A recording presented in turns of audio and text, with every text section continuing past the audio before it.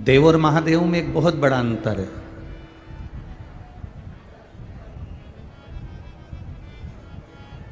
देव में और महादेव में एक बहुत बड़ा अंतर है। देव और महादेव में एक सबसे बड़ा अंतर यह है कि देव को पुकारने पर देव दर्शन दे देते हैं। देव में और महादेव में एक सबसे बड़ा अंतर यह है कि देव को अगर पुकारा, देवताओं को अगर पुकारा, तो वो आपको दर्शन देने आ जाते हैं, वो दर्शन दे देंगे।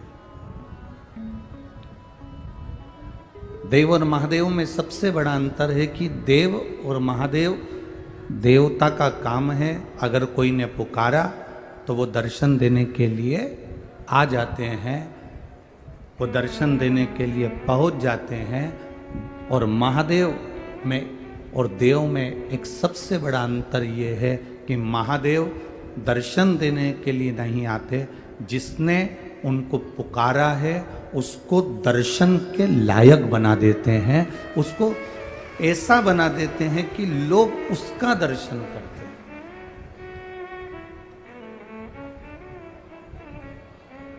देव और महादेव में एक सबसे बड़ा अंतर है। देव का, देवता का भजन कर रहे हो तो वो दर्शन देने आएंगे, देवता को पुकारोगे तो वो तुम्हारे पास पहुंच जाएंगे, देवता को पुकारोगे तो वो भगवान देवता आपको दर्शन देने के लिए पहुंच जाएंगे। पर देवता और महादेव में, देव और महादेव में अंतर ये है कि महादेव दर्शन देने के लिए नहीं आते, पर आपको ऐसा बना देते हैं कि दुनिया के लोग आपका दर्शन करने के लिए आते हैं। ऐसा मेरा महादेव आपको बना देता है। शिव की आराधना, शिव की भक्ति, शिव का भजन, शिव का कीर्तन आपको उस मंजिल तक ले जाकर छोड़ देता है जिस मंजिल की आपने कामना भी नहीं करी होगी, जिस मंजिल की आपने कामना भी नहीं करी होगी, उस मंजिल तक मेरा देवाधिदेव महादेव आपको ले जाकर छोड़ देता। आपके भजन का जो बल है, आपकी भक्ति का जो बल है, बस वो प्रबल होना चाहिए।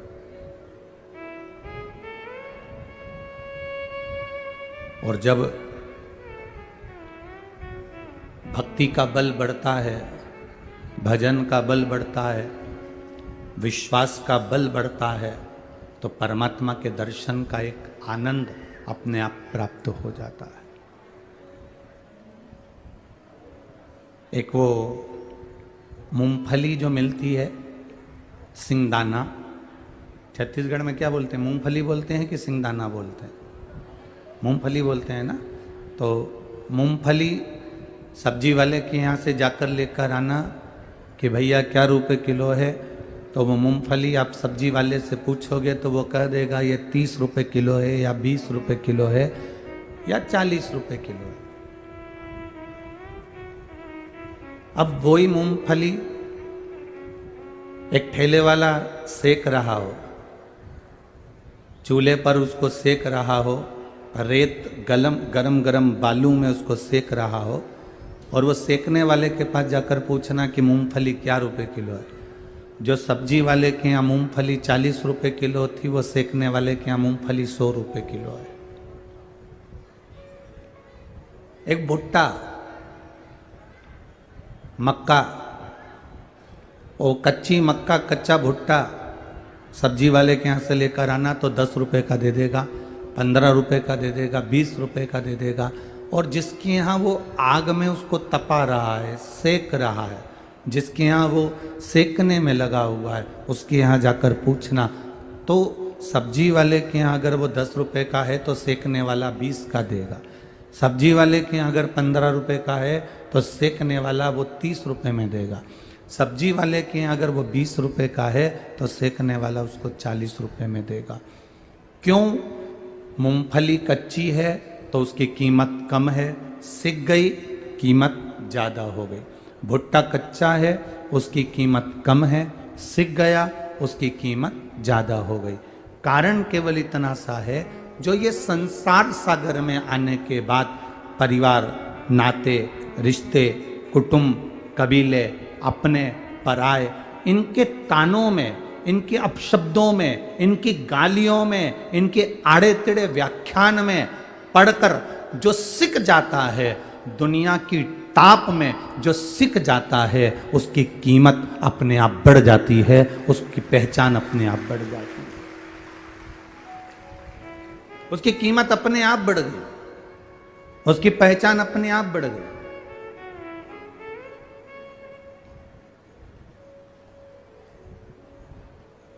कच्चा भुट्टा, कच्ची मूंगफली की कीमत कम है, पर सिकी हुई,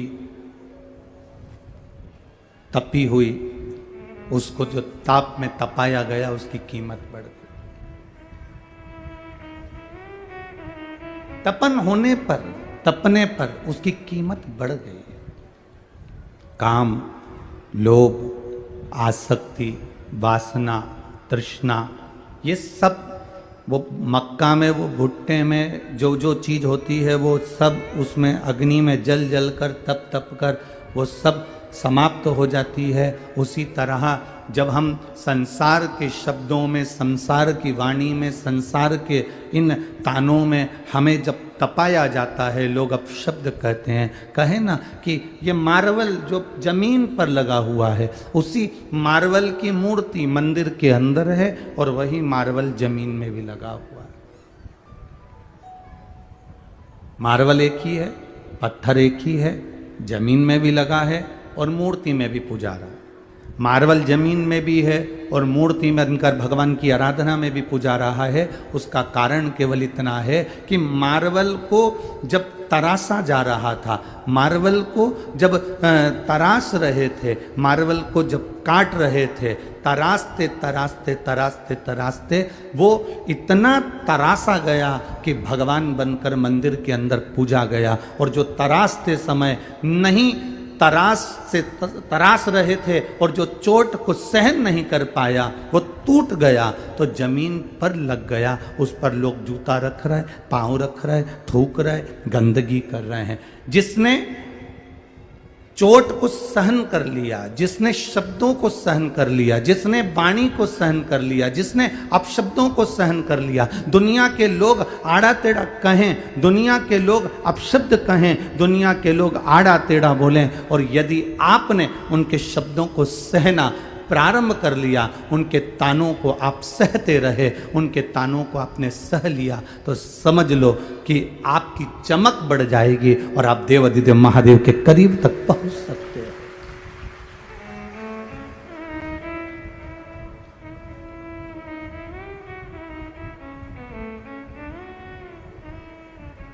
ये कहेंगे, ताना देने वाले ताना देंगे, आड़ा टेढ़ा कहने वाले आड़ा टेढ़ा कहेंगे, अपशब्द कहने वाले अपशब्द कहेंगे, बोलने वाले बोलते रहेंगे, पर आपका जो भजन का बल है, आपकी जो भक्ति का बल है, वो बढ़ना चाहिए। आपके स्मरण का जो बल है वो बढ़ना चाहिए। आप जब जब आनंद के साथ में आगे बढ़ने का ना, हमें तो ये ध्यान देना है कि हमें कुएं पानी का काम है नीचे की ओर खींचना, और तुम्हें इस पानी में से, इस जल में से बाहर निकलना है, तो तुम्हारा काम है कि कोई ठिकाना ढूंढना, कोई ऐसी वस्तु मिल जाए जिसको पकड़कर आप कुएं से, बावड़ी से, तालाब से बाहर निकल जाए। दुनिया के लोगों का काम है आपको अपशब्द कहना, ताना देना, गाली देना, आड़े टेढ़े कहना, पर आपके अंदर वो क्वालिटी होना चाहिए, आपके अंदर वो बल होना चाहिए, आपके अंदर वो आनंद होना चाहिए कि मुझे दुनिया के ताने से कोई मतलब नहीं, मुझे दुनिया के इन कहने वालों से कोई मतलब नहीं, मेरा तो काम है, बस जो कर्म मेरा है वो मुझे करना है। देवऋषि नारद कितने विचित्र होंगे, जरा सा ध्यान लगा कर देखिए, कितना विचित्रता होगी देवऋषि नारद की, जरा ध्यान लगाइएगा। जो देवऋषि नारद भगवान शिव जी के सामने जाकर कह रहे हैं कि तुम कामदेव को नहीं जीत पाए और मैंने कामदेव को जीता है।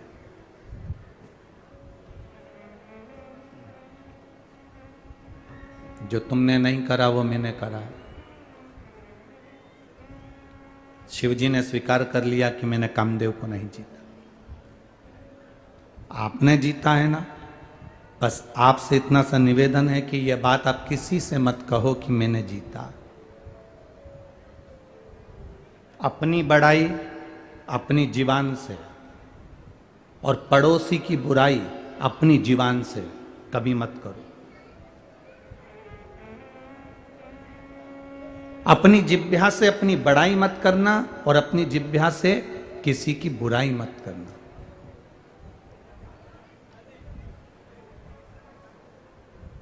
इससे जितना दूर रहोगे उतना सुख पा जाओगे। पर नारद जी मानने को कहाँ तैयार थे? कल कथा में आपको कहा था, भगवान विष्णु के पास पहुंच गए थे, भगवान नारायण के पास पहुंच गए थे। एक रुद्राक्ष की माला शिवजी ने दी थी, उसको फेंक दिया था देव ऋषि नारद ने, जमीन पर डाल दिया कि मेरा सम्मान केवल रुद्राक्ष की माला, केवल रुद्राक्ष की माला। अब नारद जी को समझाए कौन? फूल की माला पहनाते तो वो बासी हो जाती, पुष्प की माला अगर पहनाते तो वो बासी हो जाती।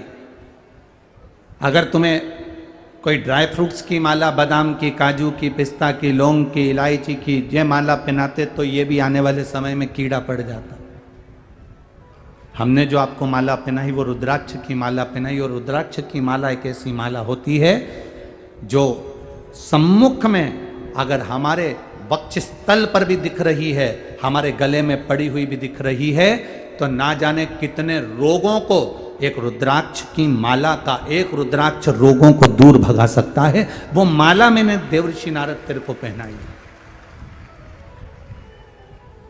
ये कोई साधारण सी माला जो मैंने तुम्हें पहनाई?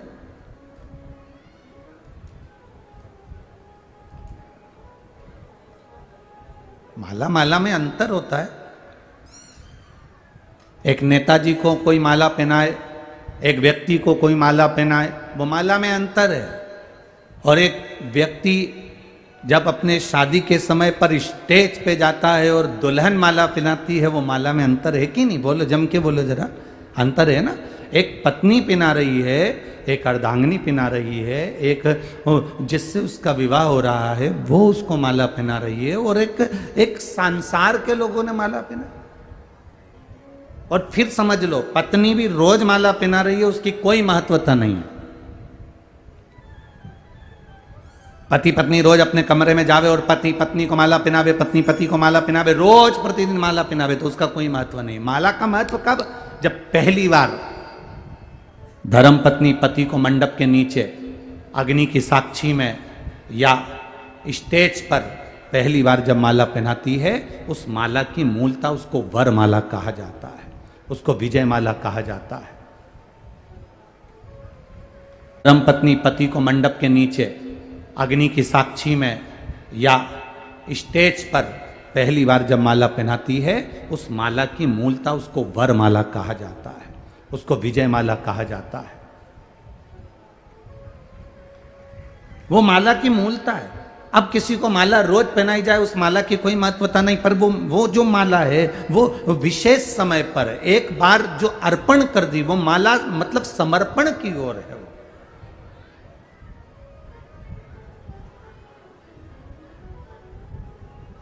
तुम रोज मंदिर जाते हो, प्रतिदिन मंदिर जाते हो, प्रतिदिन भगवान के मंदिर में पहुंचकर जल चढ़ाते हो, तुम्हें मालूम नहीं रहता कि आज सोमवार की अष्टमी है, तुम्हें मालूम नहीं है कि आज शिवरात्रि है, तुम्हें मालूम नहीं कि आज बुद्ध की अष्टमी है, तुम्हें मालूम नहीं कि आज बुद्ध की प्रदोष है, तुम्हें मालूम नहीं कि आज रवि की प्रदोष है, तुम्हें मालूम नहीं कि आज वो कौन सी तिथि। आप तो बस रोज मंदिर जा रहे हो, रोज शंकर जी को जल चढ़ा रहे हो, रोज बेलपत्र चढ़ा रहे हो, तुम रोज शिव जी की आराधना कर रहे हो। तुम्हें नहीं मालूम कि आज सोमवार की अष्टमी है, कि रविवार का प्रदोष है, कि बुधवार का प्रदोष है, कि गुरुवार का प्रदोष है, कि तुम्हें कोई अंदाजा नहीं। तुम तो नियम बनाकर बस प्रतिदिन भगवान के मंदिर जाना, भगवान को जल चढ़ाना, भगवान को जल चढ़ाकर बेलपत्र समर्पित कर देना, ये तुमने नियम बनाकर करा। अब तुम्हें अंदाजा नहीं कि आज कोई विशेष तिथि है, जिस तिथि पर अगर कोई भूल से भी जल चढ़ा देता है तो महादेव उस पर कृपा कर देते हैं। लोग कहते हैं सियोर वाले महाराज ने बताया और हमने किया, शंकर जी का कोई उपाय सियोर वाले महाराज ने बताया, हमने किया। लोग कहते हैं सियोर वाले महाराज ने यह बता दिया, हमने किया। हम कहते हैं तुम्हारा वो करा हुआ काम नहीं करता, जितना तुम रोज मंदिर में जाकर जो जल चढ़ाते हो और तुम्हारे अनायास तुम्हें ध्यान नहीं रहता कि आज कौन तिथि, कौन बार, कौन नक्षत्र, और तुमने बाबा को जल चढ़ा दिया तुम्हारे अंदाजे से बाहर, और तुमने भगवान शिव को रिझा लिया और बस तुम्हें उसका फल प्राप्त हो गया, तुम्हें उसका फल मिल गया।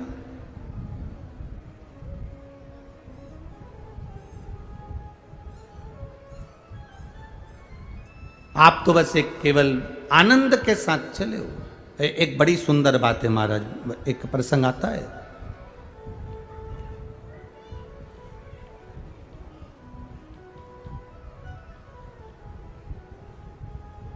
एक संत की कुटिया, बहुत सारे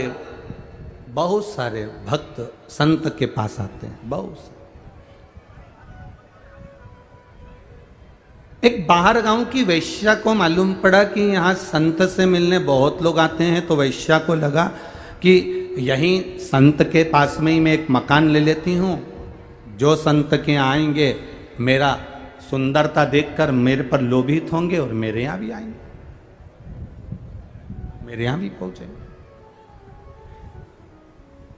वैश्या ने पास में मकान ले लिया। संत के यहाँ भीड़ पड़ती, वैश्या के यहाँ भी भीड़ पड़ती, पर वैश्या को लगा कि इतनी भीड़ संत के यहाँ आती है और इतने लोग संत के यहाँ पहुँचते हैं, वैश्या को लगा कि जितने तो मेरे यहाँ नहीं आते उतने संत के यहाँ आते, जितने मेरे यहाँ नहीं आ रहा उतने संत के यहाँ आ रहे। बस वैश्या ने अपने जो चाहने वाला था उससे कहा कि मुझे ये संत की जो कुटिया है ये ठीक नहीं लग रही है, ये संत का जो भवन है, ये संत की जो कुटिया है ये मुझे ठीक नहीं लग रही। वैश्या का शब्द उसके चाहने वाले ने सुना तो क्या करूं, उसने कहा लगा दे आग संत के झोपड़े में,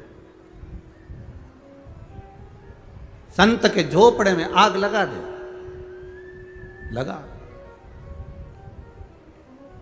और संत के झोपड़े में आग लगा दी गई। आग लगाई, संत बाहर निकल गए, झोपड़ा धधक धधक कर जल रहा था। झोपड़े की आग की लपट इतनी तेज गई कि वेश्या के घर में प्रवेश कर गई और वेश्या का घर भी जल गया, वेश्या का घर भी जल गया। वैश्या आई संत के पास, आकर उसने कहा बाबा ये अच्छी बात नहीं है, आपने मेरे घर में आग लगवा दी है। संत कहते हैं मुझे तेरे से मतलब क्या जो मैं तेरे घर में आग लगवाऊं, ना तो मैं तुझे पहचानता हूं, ना मैं तुझे जानता हूं, ना कभी तेरा और मेरा कोई परिचय हुआ, तो मैं क्यों आग लगाऊंगा? ना तूने मुझे देखा ना मैंने तुझे देखा, फिर आग लगाने का काम क्या है?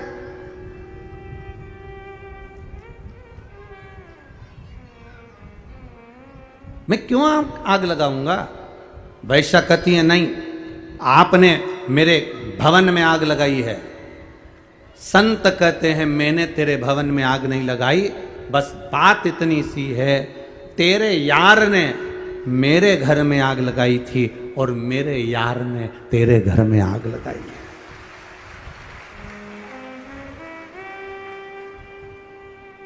हम जिसका भजन करते हैं ना, हम जिसका स्मरण करते हैं, हम जिसका कीर्तन करते हैं, शिव महापुराण की कथा कहती है आपको जवाब देने की जरूरत नहीं पड़ती, जवाब आपका महादेव देता है। जवाब आपका महादेव देगा, आपको जवाब देने की जरूरत नहीं है। आप क्यों जवाब दे रहे हो? क्यों आप शब्द कह रहे हो? उसने गाली दी, पलट कर आपने गाली दे दी। भगवान कृष्ण को गाली पर गाली बुआ का लड़का दे रहा है, शिशुपाल। एक गाली देता तो चल जाता, सग्गी बुआ का लड़का। दुनिया के लोगों को कोई मतलब नहीं कि आप कितना कमा रहे हो। दुनिया के लोगों को कोई मतलब नहीं कि आप क्या कर रहे हो। दुनिया के लोगों को कोई मतलब नहीं कि आप कहां जा रहे हो। सबसे ज्यादा तकलीफ तो अपनों को होती है, दूसरों को तकलीफ नहीं होती है। दूसरों को कभी तकलीफ नहीं होगी, तकलीफ अपनों को होगी, तकलीफ अपने वालों को होगी, दुनिया के लोगों को नहीं। भगवान कृष्ण को जो गाली देने वाला था वो कोई दूसरा नहीं, किसी ने नहीं कहा भगवान कृष्ण को कोई चोर कह दिया हो या अपशब्द कह दिया हो या ताने दे दिया हो। भगवान कृष्ण को किसी ने गाली नहीं दी, भगवान कृष्ण को किसी ने अपशब्द नहीं कहा। भगवान कृष्ण को अपशब्द कहा तो उनकी बुआ के लड़के ने, शिशुपाल ने कहा, गाली पर गाली दी। और भगवान सुनते रहे, सुनते रहे, सुनते रहे, सुनते रहे, सुनते रहे। आखिरी में फिर सहन नहीं हो पाया, तब सुदर्शन उठाया और सुदर्शन उठाकर उसका शीश काटा। अंत में किसके पास फुर्सत है? आज के जमाने में किसी के पास टाइम नहीं कि कोई फालतू की बात करे। आज के समय में किसी के पास समय नहीं कि कोई फालतू का विवाद करे। बात वहां है, अपनों को तकलीफ है, अपनों। कावड़ लेकर जाने वाले जितने भक्त होते हैं, जो शिव जी की कावड़ लेकर जाते हैं, जो भगवान शंकर की कावड़ लेकर जा रहे हैं, शिव जी की कावड़ लेकर जाते हैं, शंकर जी को जल चढ़ाने जाते हैं।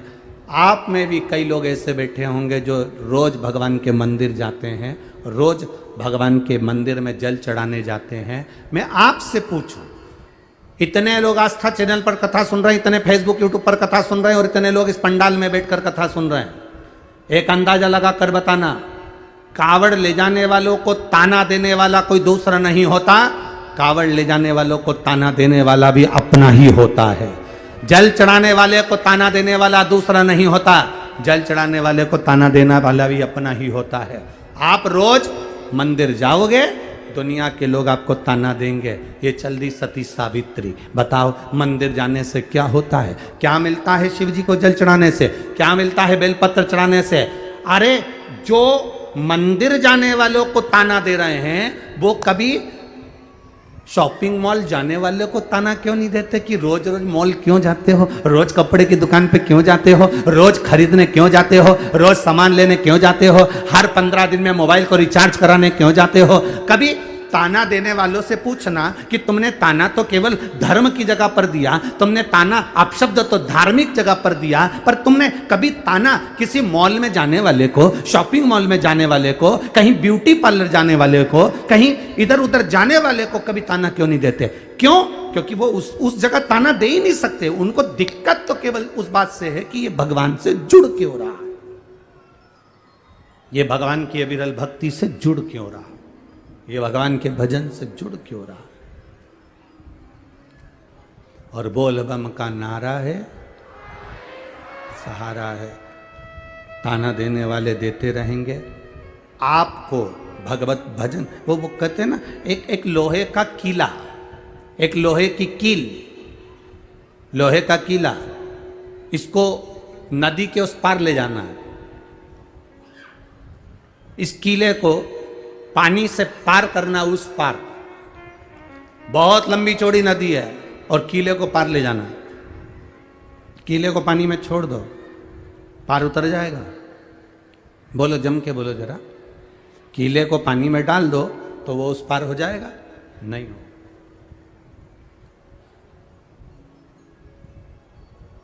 कीले को नदी में छोड़ दो, वो पार हो जाएगा? नहीं। कीले को नदी के पार अगर भेजना है तो उसको लकड़ी में ठोक दो या नाव में उसको ठोक दो, नाव पार होएगी तो कीला भी पार हो जाएगा।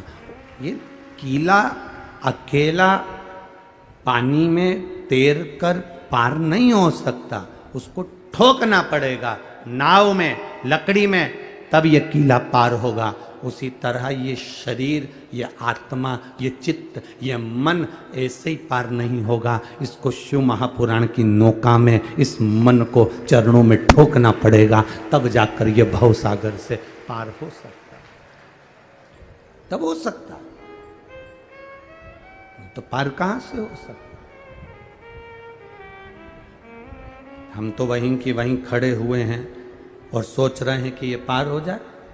अरे वृंदावन के 5 संत, वृंदावन के 5 पंडा एक नाव के अंदर बैठ गए। अब ब्रज के पंडा जब नाव के अंदर बैठे, अब नाव के अंदर बैठे तो उन्होंने बढ़िया जोरदार भांग वांग घोट कर पी ली और पी कर नाव के अंदर बैठे। नाव वाले से बोला, आज नाव तू नहीं चलाएगा, नाव हम चलाएंगे और हमको मथुरा जाना है, वृंदावन से हम नाव लेकर जाएंगे, तू नहीं जाएगा, चल उतर नीचे। नाव वाला नीचे उतर गया। इन्होंने 5 ने नाव को खेना चालू कर दिया। सवेरे 9 बजे से नाव को खे रहे, शाम की 6 बज गई। घाट पर बहुत सारे लोग आए तो पंडाओं ने पूछा, क्यों रे, ये कौन सा घाट है? तो क्या ये वृंदावन का घाट है। तो हम तो मथुरा जा रहे थे, अभी तक नहीं पहुंचे। सुबह 9 बजे के निकले, शाम की 6 बज गई, अभी तक मथुरा क्यों नहीं पहुंचे? तो घाट पर खड़ा हुआ व्यक्ति बोला, तुम चले तो कब के जाते, पर नाव को तुमने खूंटे से नहीं छोड़ा, इसलिए वो वहीं वहीं घूम रही है पर पार उतर नहीं रही है। हम बस उसी में रमे हुए हैं। हमारी सद्बुद्धि, हमारा विचार, हम भी वहीं घूम रहे हैं, बस उस जगह पर हम वहीं की वहीं भ्रमण कर रहे हैं, हम वहीं की वहीं घूम रहे हैं। अपने मन को हमने खूंटे से बांध रखा है। परिवार का खूंटा, नातों का खूंटा, रिश्तों का खूंटा, कबीले का खूंटा, हमारे अहम का खूंटा, अहंकार का खूंटा, हमारी वासना, आसक्ति, तृष्णा का खूंटा, इसमें हमने अपने मन को बांध कर रखा है। तो हम पार कैसे हो सकते हैं? शिव मंदिर में जाना, सारे खूंटों से छूट कर जाना। शंकर के मंदिर में कभी तुम सेठ बनकर मत जाना।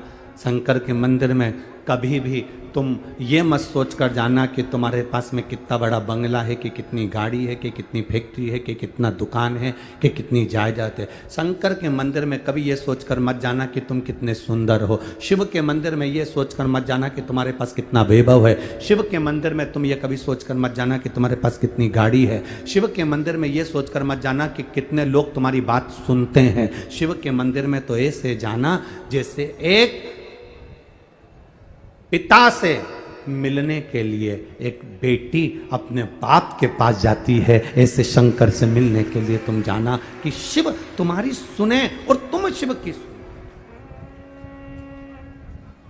देवर्षि नारद ने गलती करी। नारद जी ने अहंकारवश रुद्राक्ष की माला को फेंक दिया। नारायण जी के पास में जाकर अपना गुणगान गा भी दिया। भगवान नारायण की आंख में आंसू भी आ गए। किसने निंदा कर दी? शिव जी की। अपने मुंह से अपनी बड़ाई कर दी। अपने मुंह से अपनी बड़ाई और पराई की निंदा कभी ना करें। ये निंदा भी करी और बड़ाई भी करी। नारायण ने कह दिया कि तुम्हें बंदर का मुंह लगेगा, मुझे घोड़े का मुंह लगेगा, क्योंकि मैंने निंदा सुनी है। ये निंदा करने वाला तो करता रहेगा, क्योंकि कई लोग कहते हैं गुरुजी भगवान से कहा करो ना, ये चुगली करने वालों को काय को पैदा कर देते हैं। जब देखो जब बुराई, जब देखो जब बुराई, जब देखो जब निंदा, जब देखो जब निंदा। बात बात में लोग निंदा कर देते हैं, चुगली करने बैठ जाते हैं। इनको भगवान ने क्यों पैदा करा? हम कहते हैं भगवान के यहाँ पर हर तरह के फूल हैं। भगवान सब तरह के फूलों को रखता है। जैसे हमारे बगीचे में केवल गुलाब ही गुलाब लगा दो तो आनंद नहीं आएगा। थोड़ा बहुत गेंदा लगाना पड़ता है, थोड़ा कनेर लगाना पड़ता है, थोड़ा कमल लगाना पड़ता है। अपने बगीचे में हमें सब तरह का फूल रखना पड़ता है। माली के बगीचे में माली सब तरह का फूल रखता है। एक तरह का रखेगा तो उसका व्यापार अच्छा नहीं चलेगा, 10 तरह का फूल रखेगा तो व्यापार अच्छा चलेगा। भगवान कहते हैं मेरे बगीचे में भी मैंने ढेर पुष्प लगाए हैं। ये चुगली करने वाले को मैंने खुद, भगवान कहते हैं, पैदा करा है। निंदा करने वाले को भगवान कहते हैं मैंने पैदा करा है। उसका कारण केवल एक है, ये जिसकी जिसकी निंदा करेंगे वो अच्छा होता चले जाएगा और रोग इनके खाते में आता चले जाएगा, ये ठीक होता जाएगा। अच्छा बताओ,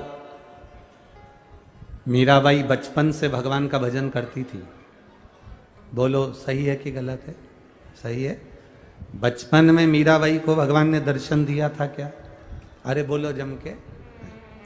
मीराबाई को जब जहर का प्याला आया, मीराबाई को जब सांप का पिटारा आया, मीराबाई को जब शेर के सामने ले जाकर छोड़ दिया, मीराबाई को जब जंगल में ले जाकर छोड़ दिया, जितनी बार मीरा के सामने बार बार मीरा को जब कष्ट मिला, तब गिरधर गोपाला उस मीराबाई के लिए दौड़ कर आया।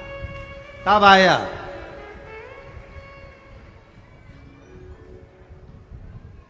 जब तक जहर का प्याला नहीं आया तब तक मीरा के लिए सांवरिया कहाँ आया।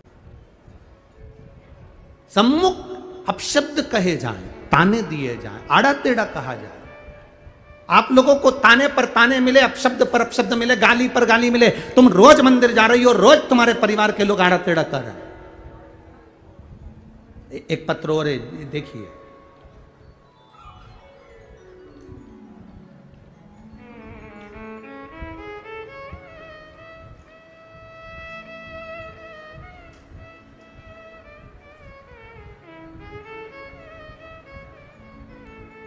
सुनीता वर्मा,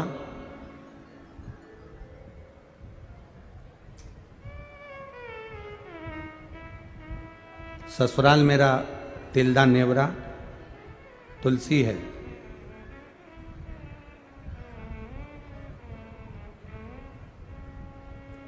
कोरबा बालकों में रहती हूँ, नौकरी है छत्तीसगढ़ में। बाबा को मैं प्रणाम करने आई थी, प्रणाम करने का बोली थी, इसलिए मैं यहाँ आई हूँ। कहीं बैठी हो तो हाथ हिला, आप ही हैं, ऐसा हाथ हिला दो एक बार। हाँ, दोनों हाथ ऐसा हिला दो एक बार। गुरुजी, मेरे किडनी में स्टोन था, फिर वो गठान बन गई। डॉक्टर को दिखाया तो उन्होंने कहा गांठ हो गई है। रायपुर के डॉक्टरों का इलाज चला, डॉक्टरों ने किडनी निकालने का बोल दिया। अब डॉक्टर ने कहा कि ये किडनी निकलेगी और दूसरी किडनी अगर कोई डोनेट कर रहा हो तो आप वो लगवा सकते हैं। अब कहाँ किडनी ढूंढे बाबा?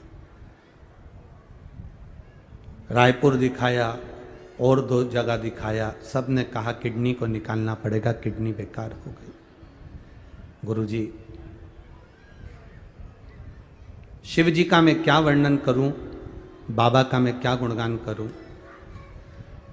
जब किडनी निकालने के लिए हॉस्पिटल में एडमिट हो गए, किसी ने कहा कि शंकर जी पे एक बार जल चढ़ाकर उसका पानी पीकर फिर ऑपरेशन के लिए चले जाओ। बाबा, बाबा तो बाबा होता है। गुरुजी, विश्वास करा, जिसने मुझे बताया था मैंने उसकी बात पर विश्वास करा और शिव जी को जल चढ़ाकर मैं ऑपरेशन के लिए चली गई। और बाबा का मैं क्या गुणगान करूं, ऑपरेशन तो हुआ पर मेरी किडनी अच्छी हो गई, उसे निकालना नहीं पड़ा, इसलिए मैं बाबा को यहाँ प्रणाम करूँ। दोनों हाथ एक बार हिला दीजिए। हर हर महादेव। बैठिए, ये शिव तत्व है। बैठिए बहन। ये शंकर, ये ओघड़ी, ये दयालु, ये दातार है, ये त्रिकालदर्शी, ये कैलाशी। मीराबाई को जब तक अपशब्द ना किया गया, मीराबाई के सामने गिरधर गोपाल नहीं आए। जब मीराबाई को ताने दिए गए, कहाँ है तेरा कृष्ण, कहाँ गिरधर गोपाला, कहाँ तेरा कन्हैया, जहर का प्याला अमृत कर दिया, सांप का पिटारे में पुष्प की माला कर दी, शेर के सामने खड़े होकर भगवान ने बंसी का नाद कर दिया। वन में जहां प्रहलाद के सम्मुख में खोलते तेल में डाला, ठंडा पानी हो गया, हाथी के पांव के नीचे प्रहलाद को डाला, बच गया। जब तक उसको त्राणना नहीं मिली तब तक वो सुख का अनुभव नहीं करा, परमात्मा के एक करीब का अनुभव नहीं कर पाया। हे कहने वाले, अपशब्द कहने वाले, ताने देने वाले, बोलने दो।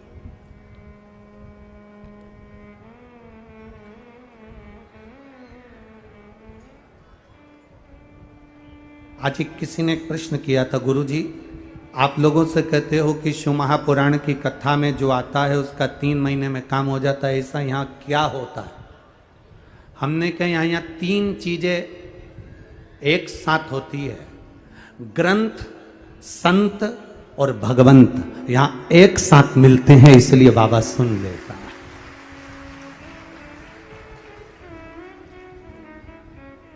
आप जाओ शिव महापुराण की कथा में तो कोई पूछे कि वहां क्यों जा रहे हो, इतनी भीड़ पड़ रही है। शिव के प्रति भरोसा है आपका दृढ़ी। ये कौन है जो यहां कथा में आकर बैठे हैं? ये भगवंत हैं। और कथा में कई संत भी आकर बैठे हुए हैं, और कथा में ये ग्रंथ भी रखा हुआ है। तो ग्रंथ, संत और जम के बोलो भगवान, ये तीनों का समावेश इस शिव महापुराण की कथा के अंतर्गत होता है। तो भगवान भी आकर उसकी मनोकामना पूर्ण कर देता है। ये शिव तत्व की प्राप्ति, ये आनंद की प्राप्ति। बोल बम का नारा है। ये हमारे भीतर का एक विश्वास, हमारे भीतर की एक दृढ़ता, हमारे भीतर का एक भरोसा, सुखता का, आनंदता का भाव।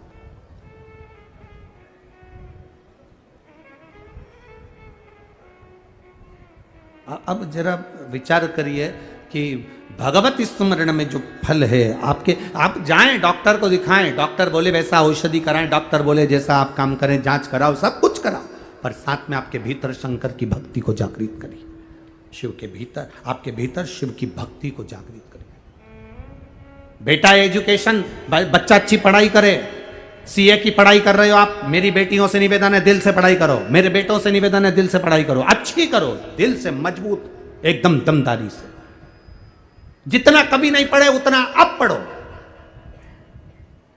कंपटीशन एग्जाम की तैयारी कर रहे हो, सरकारी नौकरी की तैयारी कर रहे हो, एक बार अगर नहीं निकले, 2 बार नहीं निकले, हिम्मत मत हारना। अब शंकर के भरोसे अब की बार शिव जी पर जल भी चढ़ाऊंगा, बेलपत्र भी चढ़ाऊंगा, शहद लगाकर भी जाऊंगा, और साथ में जो अभी तक मेहनत करी उससे 4 गुनी मेहनत ज्यादा करूंगा, और ज्यादा करूंगा तो रिजल्ट मेरा अच्छा आएगा, ये निश्चितता है। मेहनत करने वाले का साथ मेरा महादेव हमेशा देता है, हमेशा। जो मेहनत ही नहीं करता, पढ़ा है, बैठा है, बस अपने को क्या करना, तो फिर मेहनत भगवान करें, मेहनत तो मैंने भी करी ना। दुनिया के लोगों ने तो अमृत पिया, सारे देवताओं ने अमृत पिया, देवाधिदेव महादेव कहते मेरे भाग्य में विष आया था, मैंने विष पिया। तो संत, भगवंत और तीसरा है ग्रंथ, ये तीनों का समावेश है यहां, तीनों का समावेश।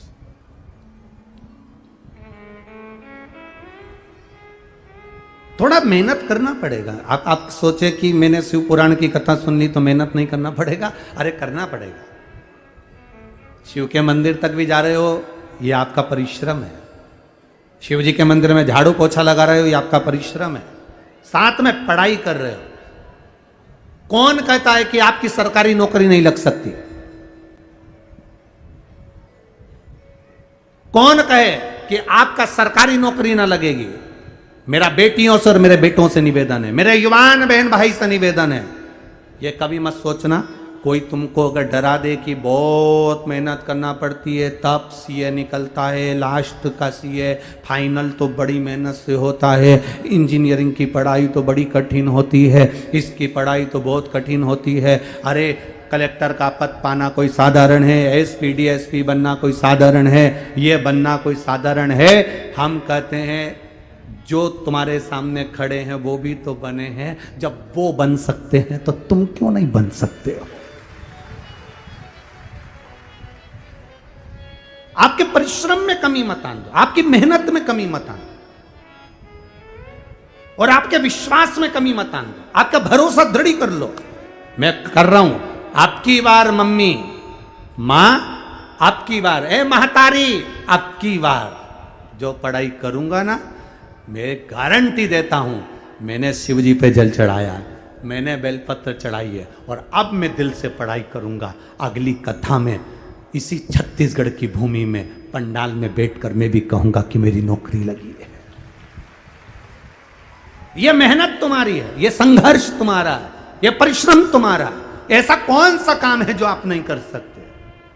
बस याद दिलाना है। हनुमान जी को भी आता था उड़ना, हनुमान जी को भी आता था लंका तक जाना, वो भी वीर थे, पर उनको जामवंत ने याद दिलाया कि तेरे में वो बल भरा हुआ है। शिव महापुराण करती क्या है? आपके बल को याद दिलाती कि आप में कितना बल है, आप में कितनी एनर्जी है।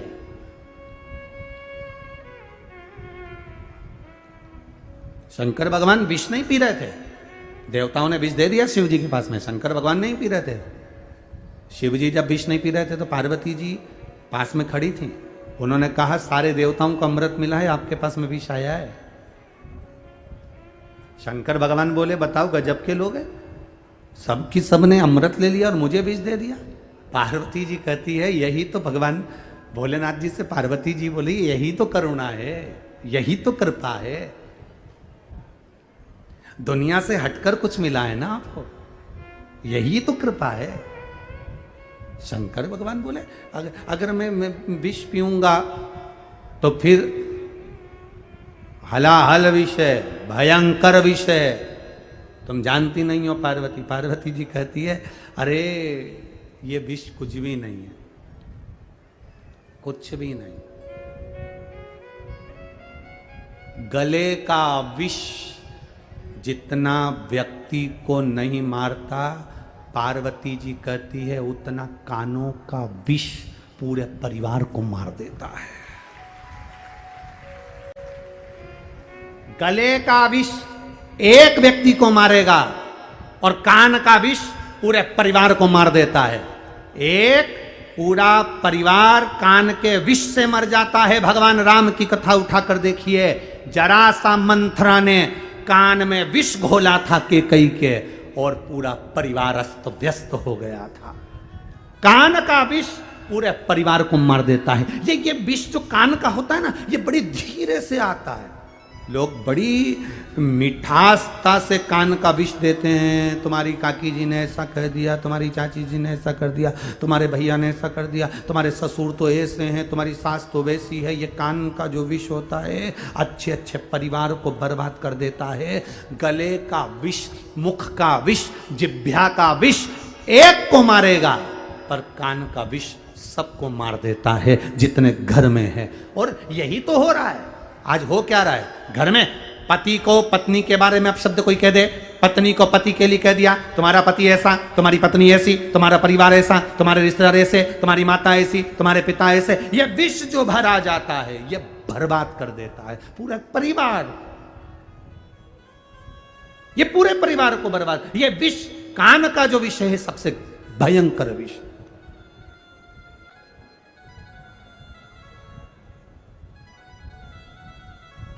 सबसे भयंकर विषय कान का विषय। बरते हैं, जिसे देखो वो कान के अंदर कचरा डाल रहा है, खूब निंदा का कचरा, खूब अपने अपने कान के ऊपर एक, जैसे कान वाले लोग मशीन लगाते हैं, ऐसे दो चीज़ें बनवा लो। एक ऊपर कान के ऊपर लगाया करो डस्टबिन और नीचे लगाया करो यूज मी। मेरा कान नहीं है, कचरे का डब्बा है। जो आता है चुगली डालकर चले जाता है, जो आता है वो निंदा डालकर चले जाता है, जो आता है वो विष घोल कर चले जाता है। कितना। माता पार्वती जी ने शिव जी से कहा यह विष कुछ भी नहीं है, पी लो। शंकर भगवान कह रहे हैं पार्वती हलाहल विषय, शिव जी कह रहे हैं हलाहल, पार्वती जी करे पियो, यह विष कुछ नहीं है, कुछ नहीं। अगर बल है तो बड़े से बड़ा कार्य कर सकते हो, अगर बल नहीं है तो कुछ नहीं कर सकते। अगर भगवान ने कोई बड़ी बीमारी भी दे दी ना तो इतनी जल्दी मत हार मत लेना। बहुत सारा कर्जा भी हो गया ना, बहुत जल्दी हार मत मान लेना कि मैं बहुत कर्जे में हो गए, सब बर्बाद हो गया, मैं तो मर जाऊं तो अच्छा, परिवार नष्ट हो गया, कुछ नहीं बचा। ना ना ना, मरना नहीं है। अगर कितना भी दुख आ जाए, कितना भी रोग आ जाए, कितनी भी तकलीफ आ जाए, कितना भी कर्जा हो जाए, कितनी भी तकलीफ में पड़ जाओ, मरने का प्लान बिल्कुल मत बना, क्योंकि मर भी गए तो वापिस जन्म लेकर फिर भोगना पड़ेगा। तो एक बार नौकरी पूरी करके जाओ, ड्यूटी पूरी। अगर घर पे खाना बनाकर आ गए, बच्चों का टिफिन रख कर आ गए, सारा काम कर कर आ गए, सास को चाय पिलाकर आ गए, ससुर की दवाई देकर आ गए, उसके बाद में कथा में आकर बैठ गए, तो कोई तुमको आड़ा टेढ़ा बोलेगा क्या? जम के बोलो जरा। और अगर तुम पूरा फैलारा फेंकला कर, बर्तन पड़े हैं, सामान पड़ा है, सब्जी पड़ी है, भाजी पड़ी है, फ्रिज खुला पड़ा है, लाइट खुली छोड़ दी, पंखा खुला छोड़ दिया, और फिर तुम कथा में जाकर बैठ जाओ, बस अब यहां से जाने के बाद 5 बजे तुम्हारी आरती चालू हो जाएगी। 5 बजे तुम्हारी आरती, यहां आरती विराम, आरती चालू। बताओ, इसका बाप रख कर गया था, इसके पिताजी रख कर गए थे, ऐसा छोड़कर चली गई, इतना फ्रिज खोल कर चली गई, लाइट खोल कर चली गई, सियोर वाला महाराज के इसको खाने को दे रहा है। आरती प्रारंभ। और अगर आप पूरा काम कर कर आए, फ्रिज बंद, लाइट बंद, बर्तन सब मांझ कर, साफ करके, सबका भोजन बना के, टिफिन लगा के, पोंछ कर, बेड़िया, सास को चाय पिलाकर, ससुर के लिए दवाई देकर, और कह कर आ रहे, मम्मी मैं जा रही कथा में, सास भी कुछ नहीं बोली, बेटा सब कर दिया, हाँ सब कर दिया। जब पूरा काम फिनिश कर कर जाओगे तो सास भी कुछ नहीं कहेगी। उसी तरह मृत्यु लोक में आए हो, अपना बचपन, अपनी जवानी, अपनी अधेड़ी, अपना बुढ़ापा सब अच्छे से निकालो, और जब पूरा काम फिनिश कर कर जाओगे तो वो ससुर भी तुमसे कुछ नहीं कहेगा, वो भगवान भी तुमसे कुछ नहीं कहेगा। ये सब फिनिश कर कर। और जल्दीबाजी में नहीं, मैं तो अब बहुत परेशान हो गई, मर जाऊं मैं तो आधा काम करके जा, सुन, फिर धक्के मार के नीचे भेज दिया जाएगा। चल वापिस जन्म दो इसको, फिर भोगेगी, फिर भोगेगा। तो क्या मतलब? एक बार दमदार नौकरी कर कर जाओ, पूरी ड्यूटी फिनिश, अपना पूरा होमवर्क जितना काम है सब निपटा के, पूरा होमवर्क निपटा कर फिर अपना काम में। फिर तो तुम कितना भी खेलो ना, माँ भी मना नहीं करती अगर होमवर्क पूरा हो जाए तो। क्यों? होमवर्क हो गया तेरा? हाँ, ला दिखा दो जरा, और कॉपी लाकर पूरी दिखा दे, लो देखो जरा, पूरा होमवर्क पूरा हो गया। हो, ये तो पूरा हो गया। और टीचर ने और कुछ तो नहीं बोला? नहीं, गुड गुड, कुछ नहीं।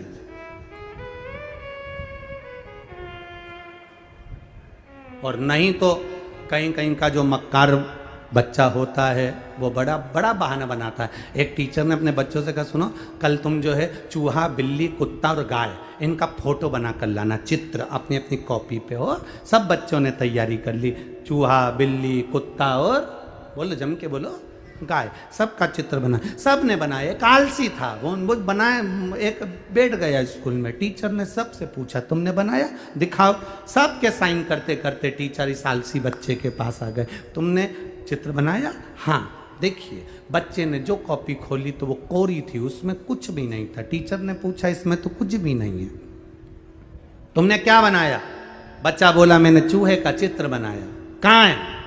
चूहे के बाद जब मैंने बिल्ली बनाई थी तो बिल्ली चूहे को खा गई। बिल्ली कहाँ है?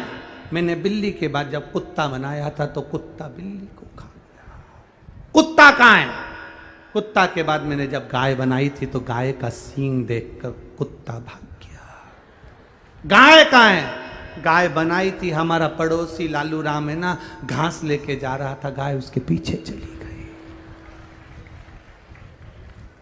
ना चूहा है, ना बिल्ली है, ना कुत्ता है, ना गाय है, कॉपी खाली है। जो बहाने बनाने वाला होता है वो हमेशा बहाने बनाता रहता है। भगवान ने तो मेरे भाग्य में ऐसा ही लिखा है, भगवान ने तो सारा दुख मुझे ही दे दिया, भगवान ने तो सारी तकलीफ मुझे दे दी। भगवान कई काय की तकलीफ दी? अच्छा शरीर दिया, 2 हाथ दिए, पाँव दिया, आँख दी, मुंडा दिया, खाने के लिए, सुनने के लिए कान दिया, इतना जोरदार शरीर दिया। मेहनत करना, कर्जा हो गया कोई बात नहीं, दुख आ गया कोई बात नहीं, रोग आ गया कोई बात नहीं, बीमारी आ गई कोई बात नहीं, तू मेहनत तो कर, शरीर तो अच्छा दिया है ना, कर मेहनत।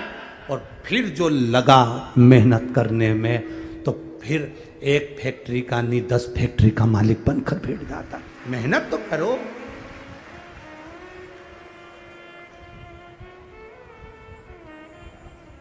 तुम कहो तो उसको जाकर, जिस समय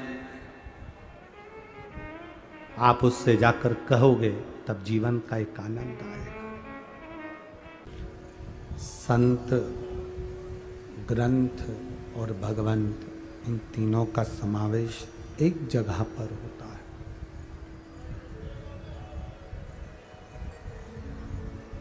संत भी, भगवंत भी और ग्रंथ भी।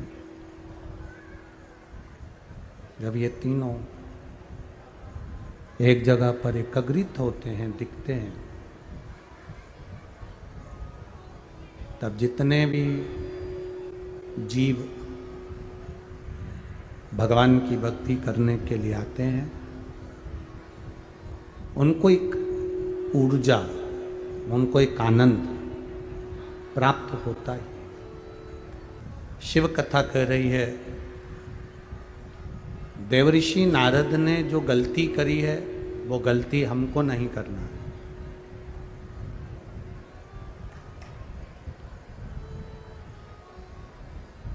देवऋषि नारद ने जो गलती करी वो गलती है ठीक नहीं। अपने मुख से, अपनी जिह्वा से अपनी बड़ाई और अपनी जिह्वा से अपने पड़ोसी या रिश्तेदार या पहचान वालों की बुराई ठीक नहीं है। नारद जी को गए, बंदर का मुख लग गया, घोड़े का मुख भगवान को लग गया। नारद जी ने जाकर तप साधना करी, चंद्रभागा नदी के तट पर बैठकर तप साधना में नारद जी लीन।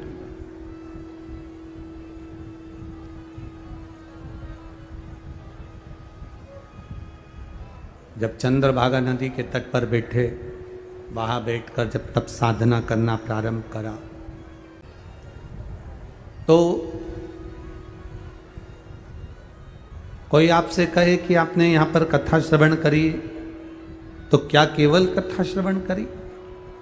देखिए, कोई आपसे कहे कि आप शिव महापुराण की कथा में गए तो आपने क्या करा, तो आप ये नहीं कहिएगा कि केवल कथा सुनिए।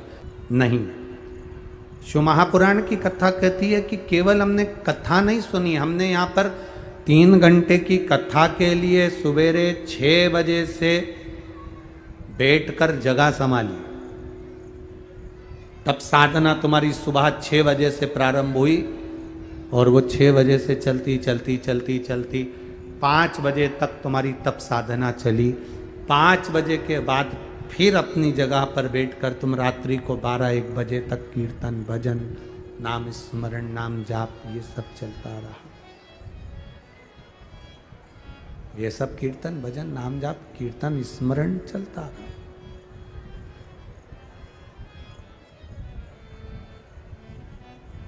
केवल 3 घंटे की कथा तो 2 बजे से 5 बजे पूरी हो जाती है, पर इसके आगे और इसके पीछे जो तुम्हारा भजन का बल है, इसके आगे और पीछे जो तुम्हारा कीर्तन का बल है, वो प्रबल है।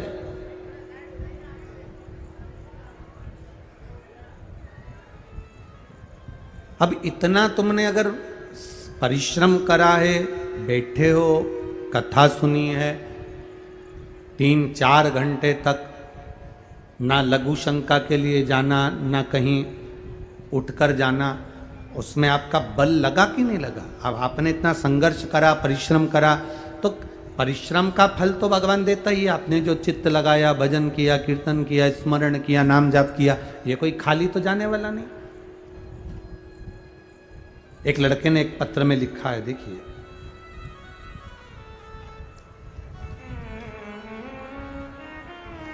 पहले तो एक किसी ने पत्र लिखा है, गुरुजी मेरा नाम संजय केसरवानी है, मैं तिल्दा निवासी हूँ। कहीं बैठे हैं केसरवानी जी? कहीं बैठे हो तो हाथ हिला सकते हैं। गुरुजी मेरा नाम संजय केसरवानी है, मैं तिल्दा निवासी हूँ, मेरा फ़ोन नंबर ये है। बाबा का मैं क्या वर्णन करूँ गुरुदेव, मेरा छोटा सा काम है गुपचुप गोलगप्पे का। पानी पतासे का मैं ठेला लगाता हूं, गोलगप्पे का ठेला लगाता हूं। परिस्थिति ऐसी नहीं है गुरुदेव, बहुत संघर्ष का जीवन जिया, पर मैं बस इतना कहना चाहता हूं कि मेरे बाबा ने जो हाथ पकड़ा मैं उसका बताना चाहता हूं आपको। पानी पूरी का ठेला लगाता हूं, गोलगप्पे का ठेला लगाता हूं, जो मिल जाता है उसमें अपने परिवार का गुजारा करता हूं। शिव मंदिर में जाना चालू कर और बाबा से केवल एक ही बात कहता था, बाबा मेरी जिंदगी तो जैसी निकल गई पर मेरे बच्चों की जिंदगी संभाल लेना। गुरुदेव, कोई मुझसे पूछे कि बाबा देवादिदेव महादेव को जल चढ़ाने का फल क्या होता है, मैं बताऊंगा कि एक ठेला चलाने वाला, पानी पतासा, गोलगप्पा बेचने वाले को बाबा जब हाथ पकड़ता है तो मेरे दोनों बेटे बेंगलोर की मल्टीनेशनल कंपनी में जॉब मिल गया और मेरे बच्चे जॉब कर रहे हैं। एक गोलगप्पा बेचने वाला, ठेला लगाने वाला, पानी पूरी बेचने वाला, दुनिया के लोगों के झूठे बर्तन हाथ में झेल कर धोता हूं, पानी पूरी खिलाता हूं, जो मिल जाता है उसमें परिवार का पालन करता हूं, पर जल चढ़ाना, पानी चढ़ाना शिव जी को आपसे सीख कर मेरे 2 बेटे बेंगलोर की मल्टीनेशनल कंपनी में जॉब कर रहे हैं। ये शिव कृपा, ये शिव की उदारता।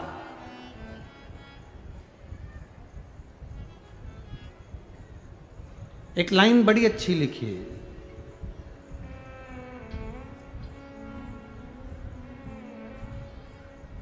बाबा सब दुख काटवा और बाबा आप ही सहारा हैं, मेरी नैया का आप ही किनारा है। एक लोटा जल का महत्व क्या वर्णन कर सकता है। एक पत्र और बड़ा सुंदर भाव से किसी बेटे ने लिखा है, मेरा नाम मुकेश कुमार साहू, पिता का नाम संतोष साहू है, अर्जुनी जिला बालोदा बाजार का निवासी हूँ। कहीं बैठे हैं बाबू? अगर बैठे हो तो हाथ हिला सकते हैं, जहाँ कहीं भी बैठे हो अपना हाथ हिला सकते हो। बालोदा बाजार का निवासी हूँ, मेरा मोबाइल नंबर ये है। मैं भगवान शिव की कृपा का क्या वर्णन करूं गुरुदेव।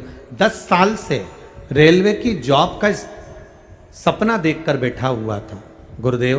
खूब तैयारी करी, खूब परीक्षा दी, पर सफल कभी नहीं हुआ। गुरुदेव, आप कहते हो ना कि पंडाल में बैठकर कथा सुनना चाहिए और मेहनत कर कर आगे बढ़ना चाहिए।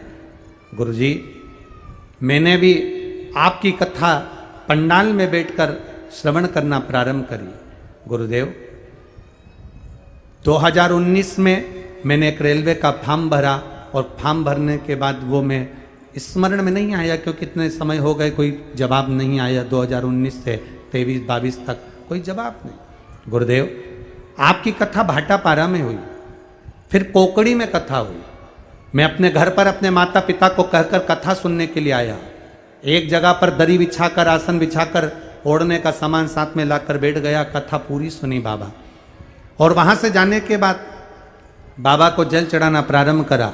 मुझे नहीं मालूम, मेरा 2019 का लेटर 2022 के अंतर्गत आ गया और बाबा की कृपा से, बाबा मुझे ऐसी कृपा मेरे बाबा ने कर दी कि मुझे रेलवे में ट्रैक मैनेजमेंट के पद पर मुझे पदस्थ कर दिया। 2023 के अंतर्गत मैं बाबा को यहां प्रणाम करने आया हूं। ये शिव तत्व है। ओ घड़ी, लोग कहते हैं यहां पड़े रहने से क्या मिलेगा। वो बेटा लिख रहा है, मेहनत करेंगे और शिव की करुणा होगी तो मिलेगा सब कुछ। ये पानी पूरी बेचने वाले भैया भी कह रहे हैं कि जल का महत्व क्या है।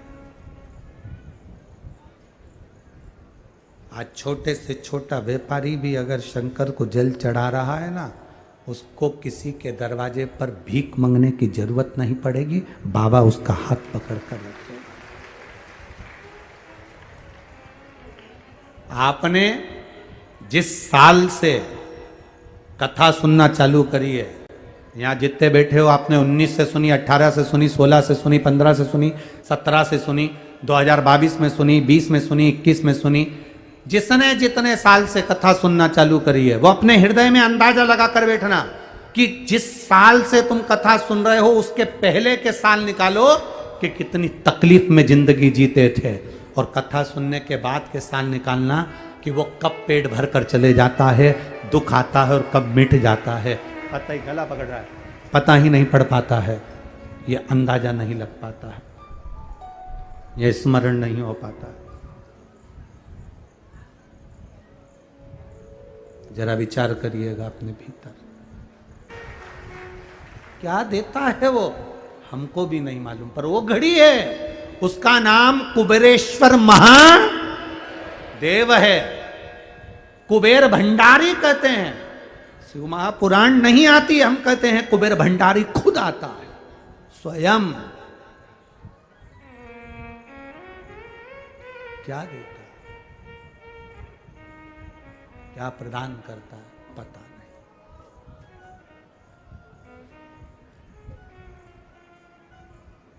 शिव कथा कह रही है, भगवान शंकर का संवाद कह रहा है, मेहनत करो, दिल से करो। देवऋषि नारद गए चंद्रभागा नदी के तट पर जाकर, उन्होंने तप साधना करी। चंद्रभागा नदी के तट पर बैठकर जब वो तप साधना में लीन हुए, भगवान देवादि ने, महादेव ने फिर दर्शन दिया। क्या मांगते हो? बस क्षमा कर दीजिए, गलती हो गई, मैंने अपशब्द कह दिया था, मैंने ताने दे दिए थे, मैंने अपशब्द कह दिया। शंकर के भक्त को, ओघड़ी के भक्त को, शिव की पूजन करने वाले को, शंकर की आराधना करने वाले को अपशब्द अगर कहा है तो भोगना तो पड़ेगा, निश्चित है भोगना पड़ेगा। एक मोबाइल पर भी कमेंट्स करने से पहले, ताना देने से पहले समझ लेना कि तुम शंकर के भक्त को तो नहीं लिख रहे हो, शिव के उपासक के लिए तो निंदा नहीं कर रहे हो, भोगना पड़ेगा। गति बिगड़ जाती है। नारद जी, तुमने जो करा उसका भोग तुम भोग लिए हो, अब क्या चाहते हो? बस इतनी कृपा कर दो कि मेरे मुख से कभी किसी की निंदा ना हो, अब इतनी कृपा कर दीजिए, इतनी करुणा करो। तथास्तु शिव कहते हैं। समय बीता, आगे जो वर्णन आया है देवऋषि नारद के इस पावन चरित्र के बाद, मां जगत जननी जगदम्बा ने देखा कि गंगा की धार में शंकर भगवान के स्वरूप के आनंद से 6 स्वरूप में बालकों ने जन्म ले लिया, और वो षडानंद कार्तिकेय बनकर प्रकट हुए। षडानंद कार्तिकेय 6 स्वरूप में।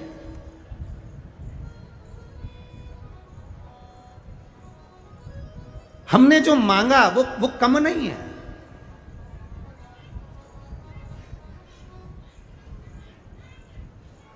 जब हम कावड़ का डंडा लेकर 2 लोटे उसमें बंधे हुए हैं, कई लोग कावड़ का डंडा भी नहीं रखते, 2 लोटे ही ले लेते हैं, कई लोग गले में पानी की 2 बॉटल ही लटका लेते हैं।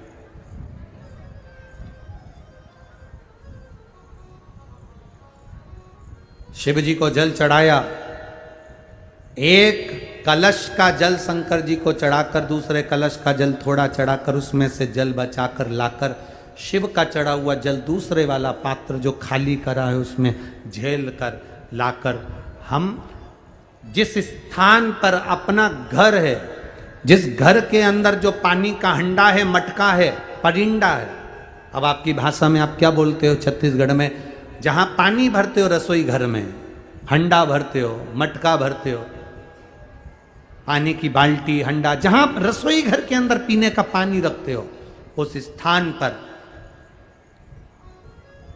जब हम कावड़ का जल लेकर आते हैं, थोड़ा सा उसको एक कटोरी में 2 दिन तक उस कावड़ के जल को एक कटोरी में उस पानी के हंडे के पास रखते हैं, और एक घी का दीप हमें 2 दिवस तक रोज शाम के समय लगाना चाहिए। क्यों? उससे हमारे गए हुए जो पित्र हैं, पूर्वज हैं, वो जहां पर भी होते हैं उनकी मुक्ति तो होती ही है, साथ में वो हमको आशीर्वाद देते हैं, दूधो नहाओ पूतो फलो, और जीवन का आनंद सुख पा, ये हमारे पूर्वजों का फल हमें प्राप्त हो जाता है।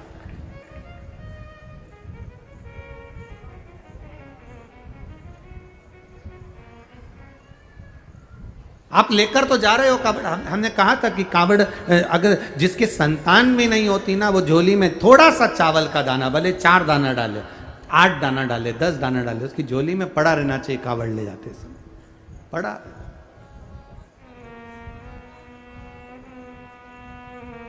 जो बेटी, जो बेटा, जो युवान बहन भाई जिस भाव से कावड़ उठा रहे हैं, वो अपने घर से जब स्वस्तिक, आप कुकू का, रोली का, जो रोली होती है, कंकु होता है, उसका जब स्वस्तिक बनाकर जाएं, तो स्वस्तिक बनाते समय आपके मन में कामना होना चाहिए कि मेरे बाबा, मैं तेरे भरोसे पर ये कावड़ लेकर आ रही हूं और मेरा विश्वास कहता है तो मुझे खाली नहीं छोड़ेगा। कावड़ का जल मैं चढ़ाऊंगी और चढ़ाकर जब आऊंगी, ये मेरा विश्वास कहता है अगली कांवड़ की जब तैयारी होगी ना बाबा, उससे पहले तू मेरी झोलियां खुशियों से भर देगा। ये मेरा विश्वास कहता है, ये मेरा भरोसा कहता है, ये मेरी दृढ़ता कहती है।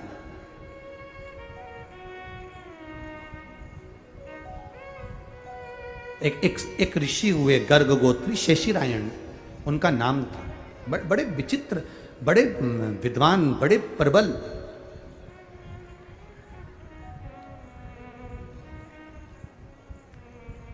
उनका नाम था शेषिरायण।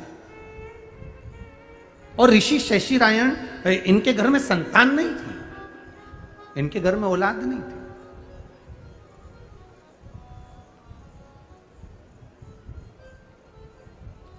तप में लगे।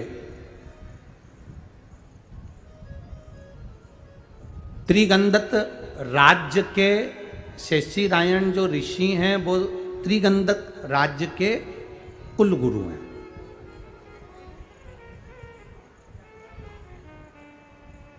अब गुरुजी ने त्रिगंधक राज्य में तो सब कुछ दे दिया, गुरुजी की दृष्टि थी, सब मिल गया, आनंद पा गया।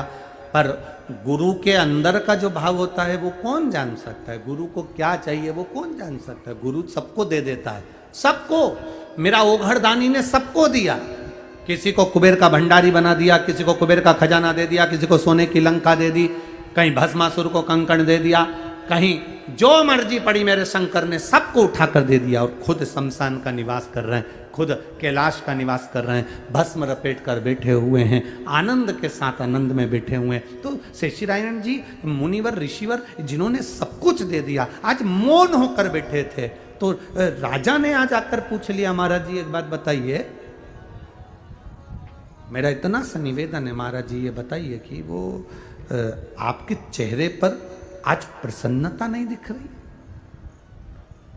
शेषिरायण जी, मुनिवर, ऋषिवर, आज आपके चेहरे पर प्रसन्नता नहीं है, आज आप मुस्कुरा नहीं रहे हो, आज आपका चेहरा प्रसन्न नहीं है, क्या बात है? शेषिरायण जी ने कहा कि बस अब मेरा मन कर रहा है कि मैं वन में जाकर आराधना में लीन। परसों की कथा में कहा था कि 75 साल के बूढ़े दादा का मोबाइल अगर खराब हो जाता है तो 15 साल का पोता भी मोबाइल ठीक कर देता है। शेषिरायण जी ने राजा के सामने कहना नहीं था, पर शेषिरायण जी ने कहा कि मेरे घर में संतान का सुख नहीं है, मेरे घर में औलाद नहीं। राजा ने कहा इतनी सी बात? आपने एक बार मुझे कहा था, आपको स्मरण में होगा ना महाराज जी? शेषिरायण ऋषिवर बोले क्या? मैंने आपने मुझे कहा था, सुनो, त्रिंगत राज्य के अंतर्गत अगर वंश की वृद्धि नहीं होती है तो तुम शंकर के मंदिर में 2 पात्र में जल भरकर शिव का सहस्त्राभिषेक, शंकर का अभिषेक करना प्रारंभ। भगवान कृष्ण के यहाँ पर 1,77,186 बच्चे भगवान शंकर की पूजा से ही, जल चढ़ाने से, आराधना से ही तो प्राप्त हुए। तुम भी चढ़ाओ। आप ही ने तो कहा था कि वंश की प्राप्ति नहीं होती तो शिव जी के मंदिर में जाकर जल चढ़ाना प्रारंभ करना चाहिए। आप क्यों नहीं जाते? ध्यान में आया ऋषिवर के, श्रावण का महीना था, ऋषिवर ने दोनों हाथों में जल भरकर भगवान शंकर को, कंकर शंकर का स्मरण कर कर शिवलिंग पर जल चढ़ाना प्रारंभ करा। देवादिदेव महादेव प्रसन्न हो गए, शंकर प्रसन्न। सावन का आखिरी दिन और बाबा देवादिदेव महादेव प्रसन्न होकर उनके सामने प्रकट। बोलो शेषिरायण जी, क्या चाहिए आपको? महाराज पुत्र दीजिए, पुत्र, हाँ पुत्र दीजिए। कैसा पुत्र चाहिए? बस भगवान से संतान मांगना, पर निवेदन है भगवान से कहना कि ऐसी संतान देना जो बुढ़ापे में हमको 2 गिलास पानी दे दे और हमारी सेवा कर ले, ऐसी औलाद हमको देगा, ऐसी औलाद देगा, ऐसी संतान। देव मना नहीं है। शेषिरायण तुम्हें कैसी संतान चाहिए?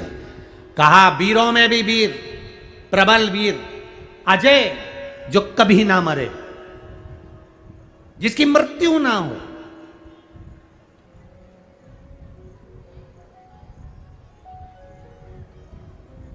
जिसकी भुजाओं में बल हो, जिसकी वीरता का आनंद हो।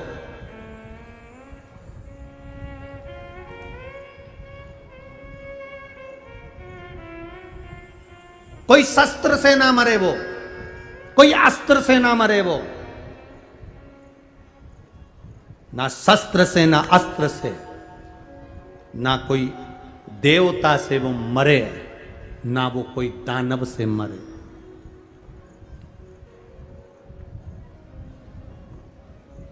किसी शस्त्र से कोई पशु भी उसको ना खा सके, कोई हिंसक पशु भी, पक्षी भी उसको ना खाए, ऐसा पुत्र चाहिए मुझे। शिवजी बोले ऐसा तो ठीक है, पुत्र मिल जाएगा, पर ये नहीं कह सकते कि वो अजय हो, कि वो मरेगा ही नहीं। अमर योजना, ना मरेगा तो सही। तो फिर मैंने जो मांगा है, ना तो वो पशु पक्षी से, ना कोई मनुष्य से, ना कोई वो शस्त्र से, ना कोई अस्त्र से, वो मरे ना, ठीक है।